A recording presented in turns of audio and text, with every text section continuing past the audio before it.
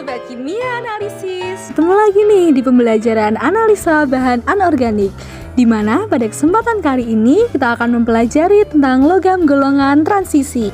Oke, sebelum kita mulai, kenalan dulu nih sama si ganteng-ganteng dan si cantik dari kelompok 4 Kimia Analis 1. Ada Aziz Muslim absen 6, Farhan Gibran absen 14, dan Laurencia absen 21. Nah, kalian tahu nggak sih apa yang dimaksud dengan logam transisi? Kita kasih tahu aja ya. Logam transisi adalah kelompok unsur kimia yang berada pada golongan 3 sampai 12 atau 1B sampai 8B pada sistem lama. Kelompok ini terdiri dari 35 unsur atau jika terbukti benar maka akan menjadi 38 unsur. Semua logam transisi adalah unsur blok D yang berarti elektronnya terisi sampai orbit D. Oke, kalian tahu gak sih apa perbedaan dari logam utama dan juga logam transisi? Kalau bingung kita kasih tahu aja deh. Logam utama dulu ya. Yang pertama, kerapatan, titik leleh, dan titik didih relatif lebih rendah. Yang kedua, tingkat oksidasi atau bilok terbatas karena hanya dapat melepas elektron di subkulit Ns. Yang ketiga, kereaktifan, yaitu sangat reaktif. Yang keempat, warna, membentuk senyawa tidak berwarna. Yang kelima, ion kompleks, membentuk beberapa ion saja. Selanjutnya, perbedaan logam transisi. Yang pertama, kerapatan, titik leleh, dan titik didih relatif lebih tinggi. Yang kedua, tingkat oksidasi atau bilok lebih beragam atau terdapat berbagai bilangan oksidasi. Yang ketiga, kereaktifan, yaitu kurang reaktif. Yang keempat, warna, yaitu membentuk senyawa kompleks berwarna. Yang kelima, ion kompleks, yaitu membentuk berbagai ion kompleks. Nah, nggak boleh ketinggalan nih, kalian juga harus tahu jenis-jenis apa aja sih yang ada di logam golongan transisi. Penasaran ya? Yuk langsung aja. Yang pertama ada skandium, kedua titian atau titanium, yang ketiga ada vanadium, keempat krom, 5 mangan, yang keenam besi, 7 kobal, 8 nikel, 9 tembaga, dan 10 seng. Nah, tadi kita udah belajar nih 3 hal berkaitan dengan logam golongan transisi, yaitu ada pengertian, perbedaan, dan juga jenis-jenisnya. Sekarang yuk kita move ke sifat-sifat dari logam golongan transisi. Nah, dari sifat-sifat ini dibagi jadi 2 nih, ada sifat fisika dan juga sifat kimia. Yuk kita bahas dulu untuk sifat fisika. Yang pertama, semua unsur tergolong logam dengan titik cair dan titik didih yang relatif tinggi. Yang kedua, hampir semua berwujud padat pada suhu ruang. Yang ketiga, bilangan oksidasi positif dan umumnya lebih dari 1. Selanjutnya, dari sifat kimia. Yang pertama, dapat membentuk ion kompleks. Yang kedua, ada elektron yang tidak berpasangan, yang dimana hal ini dapat menyebabkan pertama, titik leleh lebih tinggi. Kedua, mempunyai bilok bermacam-macam. Ketiga, bersifat katalis atau mempercepat reaksi. Yang keempat, bersifat paramagnetik atau tertarik dengan medan magnet. Yang kelima, bersifat diamagnetik atau tidak tertarik medan magnet. Yang keenam, ferromagnetik atau semakin banyak yang tidak berpasangan akan semakin kuat. Dan yang terakhir adalah senyawa umumnya berwarna. Oke, lanjut. Kalian tahu nggak sih kalau di logam golongan transisi itu ada cara analisanya? Apa tuh ya? Oke, cara analisanya adalah metode spektrofotometer UV vis, yang dimana ada beberapa hal nih yang harus diperhatikan. Yang pertama, pembentukan molekul yang menyerap sinar tampak. Kemudian yang kedua adalah pemilihan panjang gelombang atau kurva serapan. Yang ketiga, pembuatan kurva kalibrasi, yang dimana mengukur absorbansi larutan standar yang konsentrasinya bervariasi dan larutan contoh. Selanjutnya, dan yang terakhir adalah pengukuran absorbans.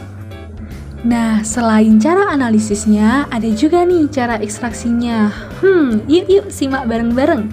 Untuk skandium, cara ekstraksinya dengan elektrolisis lelehan klorida, yang dimana logam golongan 3B berada sebagai silikat dan fosfat. Sebagai ekstraksi, lantanida Y mempunyai jaring-jaring ionik yang sama dengan lantanoida berat. Oke, selanjutnya yang kedua adalah titanium atau titian dengan reduksi TiCl4 oleh Mg atau proses Kroll atau Na. Yang ketiga ada vanadium, yaitu reduksi aluminotermal dari F2O5. Yang keempat ada krom, yaitu reduksi Cr2O3 oleh Al dan Si, dan juga ada elektrolisis larutan-larutan garam Cl. Selanjutnya yang kelima ada mangan, yaitu dengan reduksi Mn3O4 oleh Al dan C. Selanjutnya yang keenam ada besi, yaitu reduksi oksidasi oleh CO pada tanur tinggi. Selanjutnya yang ketujuh ada kobalt, yaitu reaksi oksidasi oleh C atau gas air. Selanjutnya yang kedelapan ada nikel, yaitu reduksi oksidasi dengan C dan dilanjutkan dengan pemurnian elektrolitik. Yang kesembilan ada tembaga. Yang pertama adalah oksidasi parsial biji sulfida, dan yang kedua adalah leaching dengan H2SO4 diikuti elektrolisis, dan yang terakhir adalah seng dengan biji sulfida dipanggang menjadi oksida kemudian direduksi dengan C. Oke, yang terakhir nih penjelasan dari jenis-jenis logam golongan transisi. Yang pertama ada skandium. Skandium adalah unsur logam transisi lunak dan berwarna kepirakan. Manfaat dari skandium sebagai panduan aluminium dan dipakai pada industri aeroangkasa, bahan pembuatan lampu, dan juga alat olahraga. Sumber dari skandium adalah mineral turfetit.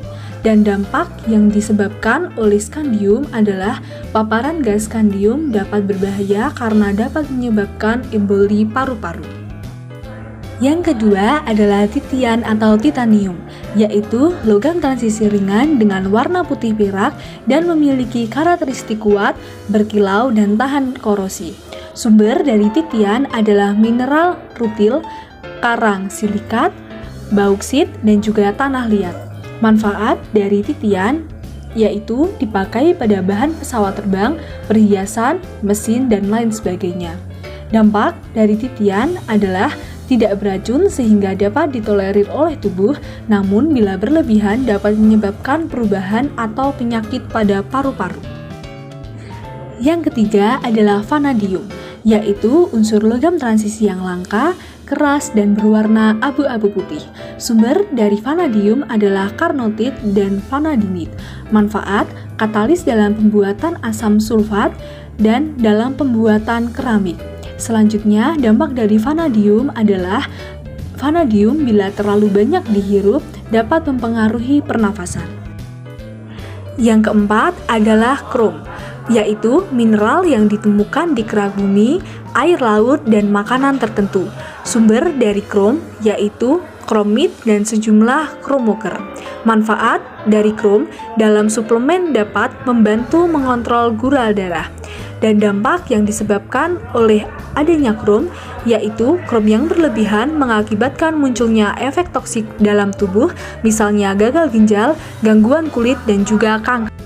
Yang kelima adalah mangan, yaitu unsur logam transisi yang berwarna putih abu-abu, keras, dan mirip seperti besi tuang. Sumber dari mangan adalah besi pirulosit dan juga rodoksit. Manfaat yaitu dalam tubuh, mangan mampu terlibat dalam pengeluaran insulin, yaitu hormon pengangkut gula, aliran darah ke seluruh sel tubuh. Dampak yang disebabkan oleh mangan adalah menimbulkan penyakit manganis, yaitu sejenis penyakit Parkinson atau gangguan tulang, hati, dan juga reproduksi. Selanjutnya, yang keenam adalah besi, yaitu logam yang berasal dari biji besi yang berwarna abu-abu perak berkilau dan mudah untuk dibentuk. Sumber yaitu ada magnetit, hematit, dan juga sidetit. Manfaat dari besi untuk pembuatan tumpuan tiang, tembok rumah, dan juga bahan pembuat mesin serta motor. Dampak adalah menyebabkan konjungtivitis dan juga retinitis. Selanjutnya yang ketujuh adalah kobalt, yaitu logam unsur transisi yang keras, berkilau, dan berwarna putih kepirakan atau abu-abu perak. Sumber dari kobalt ada arsendo, ada smoltit, dan juga ada kolbatit. Manfaat digunakan dalam berbagai panduan logam katalis di industri. Dan untuk dampaknya, meningkatkan risiko gangguan paru-paru, jantung, dan hilangnya pendengaran. Oke, yang kedelapan adalah nikel, yaitu unsur logam transisi yang banyak ditemukan dengan ciri fisik berwarna putih kepirakan, mengkilap, dan termasuk logam kuat serta padat. Sumber yaitu ada silikat, arsen, dan juga sulfida. Manfaat dari nikel dalam pembuatan baja, pelapis kaleng, dasar pembuatan sendok, garpu, dan juga wajan. Dampaknya adalah sakit kulit eksim dermatis, efek akumulasi nikel pada kelenjar pituitari yang menyebabkan depresi. Oke, yang kesembilan adalah tembaga, yaitu unsur logam transisi dengan ciri fisik berwarna jingga kemerahan, permukaan halus dan lunak.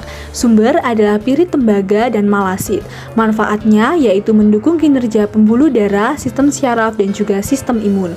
Selanjutnya, untuk dampak adalah menyebabkan penyakit Wilson, paru-paru, keracunan, muntah, dan juga mual. Oke, yang terakhir adalah seng, yaitu logam putih kebiruan dan berkilau serta sedikit rapuh. Sumbernya yaitu karbonat dan juga hemiporbit. Manfaat adalah membentuk kekebalan tubuh, respon peradangan, dan juga untuk membuat atap bangunan.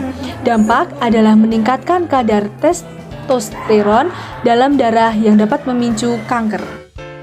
Oke, sekian yang bisa kami sampaikan. Semoga bermanfaat. See you!